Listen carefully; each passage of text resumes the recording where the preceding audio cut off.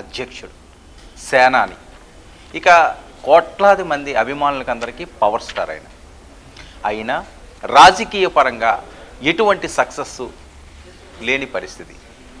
నేను 2024 ముందు చెప్తున్నాను, అంటే గత కొన్ని రోజుల ముందు. కానీ ఒక్కసారిగా టర్న్ అయ్యింది. జనసేన ప్రభంజనాన్ని సృష్టించింది.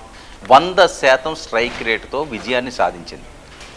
పోటీ చేసిన 21 స్థానాల్లో 21 స్థానాలు గెలిచిన ఘనత చాలా అరుదైన ఘనత. ఇది ఏ పార్టీ కన్నప్పటికీ కూడా పార్టీలు గెలడం ఓడిపోవడం అన్నది వేరే అంశాలు.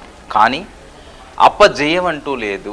ఇప్పటివరకు కూడా అపజయాలన్నీ కూడా ఎన్నో మూట కట్టుకున్నాడు. ఆయనేమి అసలు సినిమా స్టారు, సినిమాలకే పనికొస్తాడు, ఏదో షూటింగ్లకు వస్తుంటాడు, వెళ్ళిపోతుంటాడు, అతను పట్టించుకోవాల్సిన అవసరం లేదు, అదొక రాజకీయ పార్టీయా అని చాలా విమర్శలు ఎదుర్కొన్నాడు. కుటుంబ పరంగా కూడా చాలా ఇబ్బందికర పరిస్థితి ఎదుర్కొన్నాడు. అయినప్పటికీ కూడా నిలబడ్డాడు, తలబడ్డాడు. ఈరోజు అందనంత శిఖరాల్లో ఎదిగిపోయాడు. సో అందరూ మాట్లాడే అంశం ఇంకే ఈ పవన్ కళ్యాణ్ అనే వ్యక్తిని రాజకీయ పరంగా ఎవ్వరూ కూడా విమర్శించే స్థాయి కోల్పోయారు అన్నది ఈ విజయంతో. అంటే ఒక విజయం ఎంత ఉత్సాహాన్ని ఇస్తుందో, ఒక విజయం ఏ రేంజ్కి తీసుకుందో అన్నదానికి ప్రత్యక్ష సాక్ష్యమే జనసేన పార్టీ ఆవిర్భావం నుంచి వాళ్ళు అచీవ్ చేసిన ఈ సక్సెస్. ఎలా ఓడిపోయారు, ఎలాంటి ఇబ్బందులు పడ్డారు, ఎలాంటి కష్టాలు పడ్డారు అని కాదు, విజయం సాధించినప్పుడు ఎలా విజయం సాధించాలన్నది ఒక సూచిక ఈ ఎన్నికల్లో జనసేనకి ప్రజలు చూపించారు. అయితే ఇందులో ఒక పవన్ కళ్యాణ్ పాత్రే ఉందా, పవన్ కళ్యాణ్ ఒక్కడి వల్ల ఇది సాధ్యమైందా అంటే ఖచ్చితంగా మెజారిటీ పవన్ కళ్యాణ్ అయినప్పటికీ కూడా దాని వెనకాతల ఎంతోమంది కష్టం ఉన్నారు. ఆ కష్టంలో మొదటి వరుసలో ఉండే వ్యక్తి కొణిదెల నాగబాబు. అందరూ ముద్దుగా మెగా బ్రదర్ అని పిలుచుకునే నాగబాబు గారు. ఆయన కృషి అంతా ఇంత కాదు. ఆయనకి ఆరోగ్య పరంగా కొద్దిగా ఇబ్బందులున్నా, ఈ మధ్యకాలంలో ఆయన యాక్టివ్గా ఉండకపోయినా తమ్ముడి కోసం నేను సైతం అంటే చిరంజీవి గారికి అభిమానం చాలా ఎక్కువ పవన్ కళ్యాణ్ అంటే. ఆ కుటుంబ సభ్యులందరికీ పవన్ కళ్యాణ్ అంటే అభిమానం. కానీ ఆయన ప్రత్యక్షంగా డైరెక్ట్గా పవన్ కళ్యాణ్కి సపోర్ట్ చేయలేని పరిస్థితి, పవన్ కళ్యాణ్ గురించి మాట్లాడలేని పరిస్థితి, మాట్లాడితే ఏం ట్రోల్ చేస్తారో అని ఒక ఆవేదన, ఒక ఆందోళన. ఆయనకున్న ప్రేమనంతా మునిపంటినే నొక్కు పెట్టి మనసులో ఉన్న అభిమానాన్ని మనసులోనే ఉంచుకొని పవన్ కళ్యాణ్ కోసం ఆచితూచి అప్పుడప్పుడు ఆయన మాట్లాడే పరిస్థితి. మన పిఠాపురం ఎన్నికలకు సంబంధంలో అయితే నా తమ్ముడికి మీరు సపోర్ట్ చేయండి అని బహిరంగానే మాట్లాడారు. కానీ చాలా సందర్భాల్లో మాట్లాడిన పరిస్థితి ఏంటంటే జనసేన పార్టీ ఏమవుతుందో, నేను ఏం మాట్లాడితే ఏం ట్రోల్ చేస్తాను. ఆయన మాట్లాడే వ్యక్తి కూడా సామాన్యమైన వ్యక్తి కాదే, ఒక మెగాస్టార్, కోట్లాది మందికి ఆరాధ్య దైవంగా పూజించే సూపర్ స్టార్. అసలు చిరంజీవి విజయాలు కానీ లేదా చిరంజీవికి ఉన్న పేరు కానీ ఇంకోళ్ళతో కంపేర్ చేయలేమేమో. ఎన్టీ రామారావు గారి తర్వాత అంత గొప్పగా పేరు సాధించిన వ్యక్తిలో మొదటి వరుసలో ఉండే వ్యక్తి మెగాస్టార్. సో ఆయనకి చాలా బంధకాలు ఉన్నాయి, ఇబ్బందికర పరిస్థితులు ఉన్నాయి. ఆ నేపథ్యంలోనే ఆయన అడుగులు స్పీడ్గా వేయలేకపోయారు, డైరెక్ట్గా మాట్లాడలేకపోయారు, చాలా మదన పడ్డారు కూడా. చాలా అంశాలు అంటే ఏ అంశం వచ్చినా, ఎందుకు ప్రజారాజ్యం పార్టీలో జరిగిన అనుభవాలు, పార్టీని విలీనం చేసిన నేపథ్యంలో ఆయన రాజకీయ పరంగా ఇబ్బందులు చాలా పడ్డాడు. అసలు ఒక స్టేజ్లో ఒక శిఖరంలో ఉన్న వ్యక్తి ఒక్కసారిగా అట్టడుగులు పడిపోయిన పరిస్థితి రాజకీయాలు తీసుకొచ్చినాయి. అందుకని ఆ రాజకీయాలంటే ఆయన పూర్తిగా దాన్ని చెరిపేశారు. ఆయన గతాన్ని చెరిపేశారు, రాజకీయంగా కూడా ఆయన చెరిపేసుకున్నారు ఒక నాయకుడిగా. సో అలాంటి పరిస్థితుల్లో తమ్ముడు గురించి మాట్లాడితే పాతవన్నీ వెలికి తీస్తారు, మళ్ళీ ట్రోల్ చేస్తారు, మళ్ళీ తమ్ముడినే ఇబ్బంది పెడతారు. అంటే చాలా ఉన్నతంగా ఆలోచించిన వ్యక్తి మెగాస్టార్ చిరంజీవి. కానీ కొణిదెల నాగబాబు మెగా బ్రదర్ దేనికి భయపడలేదు, దేనికి వెనక్కి తగ్గలేదు. ఏ అంశం వచ్చినా తమ్ముడు మీద ఈగ వాలితే తన మీద ఏదో పెద్ద దెబ్బ పడ్డట్లుగా తపన పడే వ్యక్తి. ఆ విధంగానే నాగబాబు గారు ఆయనకు అండదండగా ఉన్నాడు. ఓడిపోయినప్పుడు కూడా అదే పరిస్థితి. 2014లో పార్టీ ఆవిర్భావం తర్వాత ఎన్ని ఒడిదుడుకులు ఎదుర్కొన్నా, ఎన్ని కష్టాలు పడ్డా, ఎన్ని ఇబ్బందులు పడ్డా నేనున్నాను రా నీ వెనకాతలా అని భరోసా ఇచ్చిన వ్యక్తి అన్న. చాలా ప్రాణం పవన్ కళ్యాణ్ అంటే మనం చాలా సందర్భాల్లో చూసాం. మరి పవన్ కళ్యాణ్కి ఈసారి ఎన్నికల్లో పూర్తి బాధ్యత తీసుకున్న అన్నయ్య ఆయన. అంటే ఒక తండ్రిగా, ఒక పెద్ద దిక్కుగా పవన్ కళ్యాణ్ గారికి చిరంజీవి గారు తండ్రి స్థానంలో ఉన్నప్పటికీ కూడా పెద్దన్నగా నేను ముందుగా ప్రస్తావించినట్లు కొన్ని ప్రస్తావించలేరు పరిస్థితుల్లో. ఆయన అలాంటి టైంలో ఈయన తెగబడ్డాడు, నిలబడ్డాడు. నిలబడ్డమే కాదు, పిఠాపురం ఎన్నికల్లో ఆయన చేసిన క్యాంపెయిన్, కొడుకు, భార్య, ఆయన బహిరంగంగా డైరెక్ట్గా ఇంటింటి ప్రచారాలు చేసుకుండి ఆయన అంత యాక్టివ్గా లేకపోయినా వెళ్ళి అక్కడ నిలబడ్డారు. అంతేకాకుండా పార్టీ శ్రేణులు పవన్ కళ్యాణ్ ఆయనకున్న క్యాంపెయిన్స్ ఆయనకున్న స్కెడ్యూల్స్ వేరు, కానీ ఈయన సొంత బాధ్యత తీసుకుండి తమ్ముడికి ఇబ్బంది కలగకుండా, తమ్ముడికి గ్యాప్ కానీ ఆ డిస్టర్బెన్స్ లేకుండా గ్రౌండ్ అంతా కూడా సిద్ధం చేసిన దాంట్లో నాగబాబు గారి పాత్ర అమోఘం. అంతేకాదు ఆయన టిక్కెట్ను కూడా త్యాగం చేసుకున్న పరిస్థితి. అనకాపల్లి ఆయన ఈరోజు పార్లమెంట్ అభ్యర్థి, ఆయన కానీ పోటీ చేసి, ఎందుకంటే మరి రమేష్ గెలిచారు. సీఎం రమేష్ ఎక్కడి నుంచో వచ్చిన ఆయన అనకాపల్లిలో బీజేపీ తరపు నుంచి పోటీ చేసి ఆయనే మంచి మెజారిటీతో విజయం సాధించాడంటే అదే ప్లేస్లో నాగబాబు గారు నుంచుంటే పరిస్థితి ఏంటి? ఓడిపోయే పరిస్థితి లేదు, ఇంకా భారీ మెజారిటీతో వస్తుంది. ఆయన పార్లమెంట్లో ఉండదు, తమ్ముడు అసెంబ్లీలో ఉన్ను. అంటే ఒక్కసారిగా మెగా ఫ్యామిలీలో రాజకీయ ఎంట్రీ ఇంత స్ట్రాంగ్గా ఉంటుందా అని దేశం అంతా కూడా అటువైపు చూసే పరిస్థితి ఉంటుంది. కానీ తమ్ముడి కోసం త్యాగం చేశాడు, సీటును వదులుకున్నారు. సీఎం రమేష్కి ఆ అదృష్టం దక్కింది. అయినప్పటికీ కూడా ఆయన ఆవేదన పడలేదు, నిరాశ పడలేదు, తమ్ముడే నాకు ఇలా చేశాడు అని చెప్పి వ్యతిరేకించలేదు. పిఠాపురం వెళ్ళి కూర్చున్నారు, పిఠాపురంలో మకాం పెట్టారు, తమ్ముడి కోసం కష్టపడ్డారు. కుటుంబం మొత్తం కష్టపడ్డది. వాళ్ళ ఇంట్లో మెగా ఫ్యామిలీలో ఆడవాళ్ళు ఎప్పుడూ కూడా బయటకు వచ్చి ప్రచారాలు చేసిన సందర్భాలు లేవు. ఆ రకంగా ఇంటింటికి ప్రచారాలు చేసి మాకు ఓటు వేయండి అని అడిగే విధంగా వాళ్ళు లేరు. ప్రజారాజ్యం పార్టీలోని కూడా ఏదో చెదురుముదురు ఏవైనా పిల్లలు ఏమన్నా వచ్చి ఉంటారేమో తప్పించి సురేఖ గారి వీరు వాళ్ళు చాలా యాక్టివ్గా వచ్చిన పరిస్థితి లేదు. కానీ నాగబాబు గారి సతీమణి ఈసారి ఎన్నికల్లో ఫుల్ యాక్టివ్గా ఆవిడ ఇంటింటి ప్రచారం చేసింది. అంటే ఆవిడ పవన్ కళ్యాణ్ మరిదిలా చూడలేదు, కొడుకులా చూస్తుంది అన్నది సర్వత్రా భావించే పరిస్థితి. సో ఈ నేపథ్యంలో మరి నాగబాబుకి ఏంటి ఇంత ఘన విజయాన్ని తమ్ముడికి అండగా ఉండి గెలిపించుకున్న నాగబాబు పరిస్థితి ఏంటి? సో నాగబాబుకి సముచిత స్థానం ఇవ్వాలి. మెగా ఫ్యాన్స్ అందరూ కోరుకుండేది అదే. అలాగే పవన్ కళ్యాణ్ గారికి ఖచ్చితంగా ఉంటుంది. అన్న కష్టం బయటవాడికి తెలియకపోయినా ఇంట్లో వాడికి తెలుస్తుంది. బయట వాళ్ళకి పెద్దగా తెలియకపోవచ్చు, ఏదో నాగబాబు ఏమున్నదిలే ఆయన ఏదో వస్తారు పోతారని, కానీ తమ్ముడికి తెలుసు కదా. అంతేకాకుండా చంద్రబాబు నాయుడు గారికి కూడా పూర్తి స్థాయిలో నాగబాబు వ్యూహం ఏ రకంగా ఉంటుందో, నాగబాబు ఏ రకంగా తమ్ముడికి అండగా ఉంటుందో తెలుసు. సో ఈ నేపథ్యంలో 2019లో ఆయన నరసాపురం ఎంపీ అభ్యర్థిగా పోటీ చేసినప్పటికీ కూడా ఓటమి పాలయ్యారు. ఎందుకంటే పవన్ కళ్యాణ్ గారే ఆ టైంలో ఓడిపోయిన పరిస్థితి.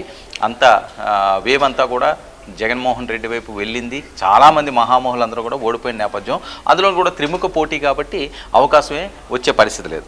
సో ఆ తర్వాత 2024లో కూటమిలో భాగస్వామ్యంగా ఖచ్చితంగా ఈయనకి అనకాపల్లి, ఎందుకంటే 3 ఎంపీలు తీసుకున్నాడు కదా ఆయన.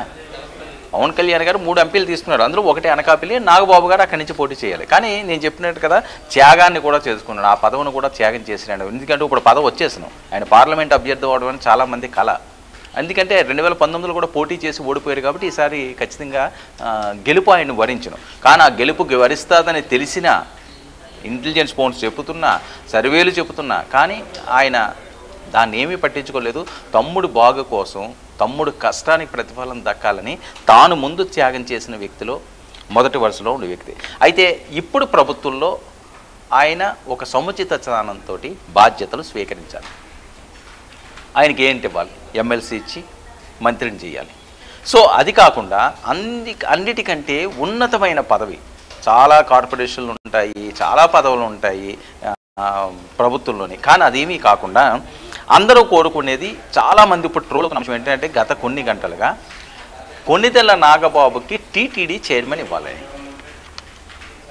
ఎందుకంటే టీటీడీ చైర్మన్ అయితే ఆయనకి సముచిత న్యాయం చేసినట్టు అవుతుంది. ఒక మంచి పదవి, ఒక ఆధ్యాత్మికమైన పదవి. ఎందుకంటే బీజేపీ వాళ్ళది కూడా హిందూ నినాదం ఎక్కువ. సో దాంతో ఎక్కువ అభినవభావ సంబంధం ఉన్న జనసేన పార్టీలోని కీలకమైన వ్యక్తిగా, ప్రధాన కార్యదర్శిగా పవన్ కళ్యాణ్ గారికి సోదరుడిగా ఉన్న నాగబాబు గారు అలాంటి దానికి వెళ్తే సముచిత స్నానం చేస్తారు. ఎందుకంటే టీటీడీలో చాలా అంశాలు ఉన్నాయి. అది దేవాలయం, మహాదేవాలయం, గొప్ప దేవాలయం, ప్రపంచంలోనే దానికి ఒక రికార్డు ఉంది. అలాంటి దేవాలయాన్ని ఎవరికి నచ్చినట్లుగా వాళ్ళు ఇష్టారాజ్యంగా చేశారు. ఆ పవిత్రమైన ప్రాంతాన్ని అపవిత్రం చేశారు. సో వీటిలన్నిటికీ చెక్ పడాలంటే ఒక గొప్ప వ్యక్తి అక్కడ ఉండాలి, ఒక మంచి మనిషి అక్కడ ఉండాలి, పారదర్శకంగా అక్కడ విధులు నిర్వహించే వాళ్ళు ఉండాలి, ఒక బాధ్యతతో మెరిగి అక్కడ తమ సర్వీసులు అందించే వాళ్ళు ఉన్నారు. అలాంటి దేవాలయాల్లోనే సర్వత్రా మాట్లాడే పరిస్థితి. సో ఆ నేపథ్యంలో కొణిదెల నాగబాబు అయితే ఖచ్చితంగా దాని న్యాయం జరుగుతుందని సోషల్ మీడియా ఈరోజు పెద్ద ఎత్తున కోడేకి వస్తున్న నేపథ్యం. మరి టీటీడీ చైర్మన్ ఆయనకి బాధ్యతలు ఇస్తే ఖచ్చితంగా టీటీడీ భక్తులు కోట్లాది మంది ప్రపంచవ్యాప్తంగా ఉన్న భక్తులందరికీ కూడా మంచి జరుగుతుంది, ఆయన దానికి కట్టుబడి ఉంటారు అని. అయితే ఇప్పటికే కూటమిలో భాగస్వామ్యంలో ఉన్న వాళ్ళందరూ కూడా టీటీడీ చైర్మన్ వాటి మీద కన్నుంది.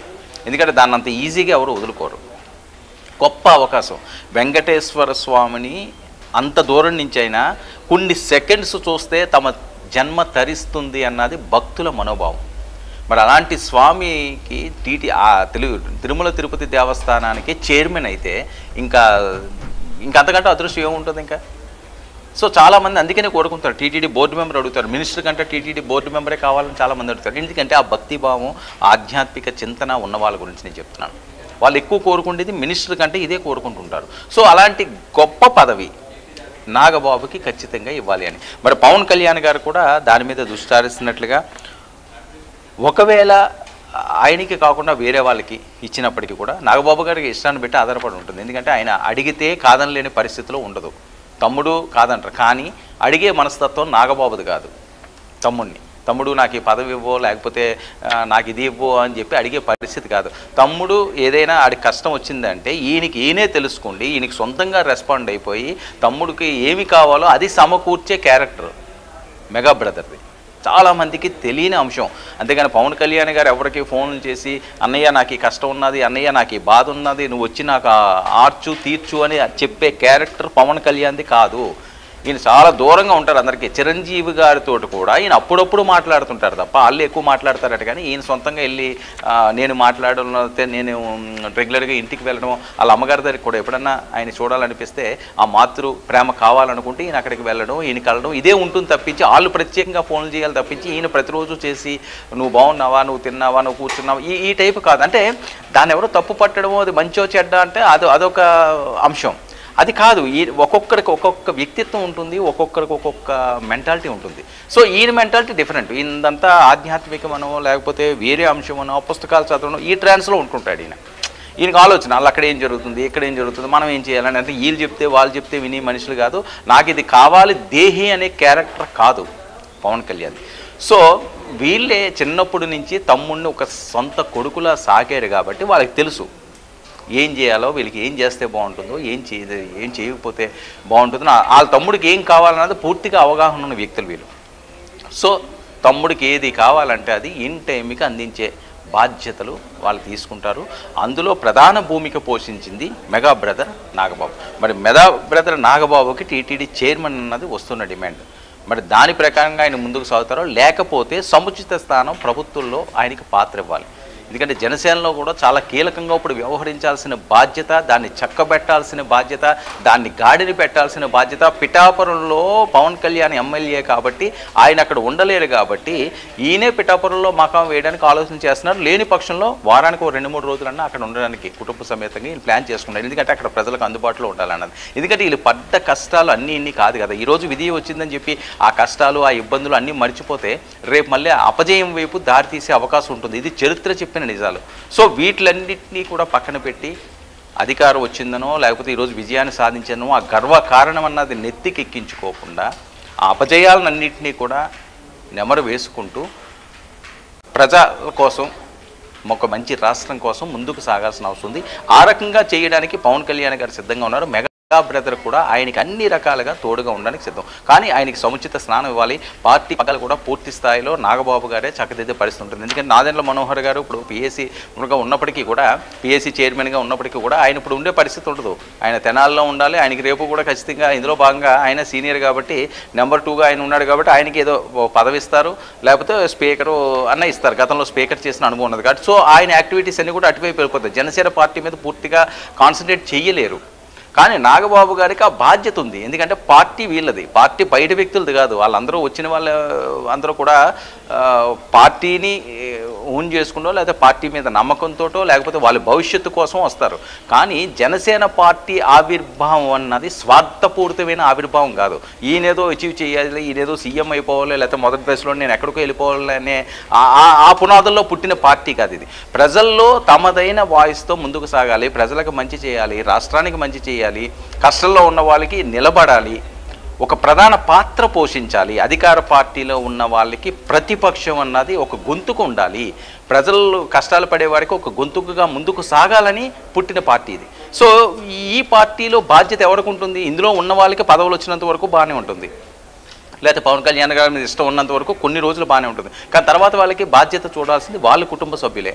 సో పవన్ కళ్యాణ్ గారికి ఉన్నది అకీరా ఆనంద్ ఉన్నప్పటికీ కూడా అతను యువకుడు, అతను వేరే యాంగిల్లో ఉంటాడు. కానీ రాజకీయ పరంగా చాలా సమయం పడుతుంది. ఆ వారసత్వాల గురించి ఇప్పుడు మాట్లాడుకునే పరిస్థితి ఉంటుంది. కానీ ఖచ్చితంగా పవన్ కళ్యాణ్ లేకపోతే, పవన్ కళ్యాణ్ బిజీగా ఉంటే, పవన్ కళ్యాణ్ చేయాల్సిన పనులు ఏమైనా ఉంటే పార్టీ పరంగా కొణిదెల నాగబాబు మెగా బ్రదర్కి మాత్రమే చేసే అర్హత ఉంది అన్నది చాలామంది మెగా ఫ్యాన్స్ మాట్లాడే పరిస్థితి. ఎందుకంటే చిరంజీవి గారు డైరెక్ట్గా ఇన్వాల్వ్ అవ్వరు కాబట్టి.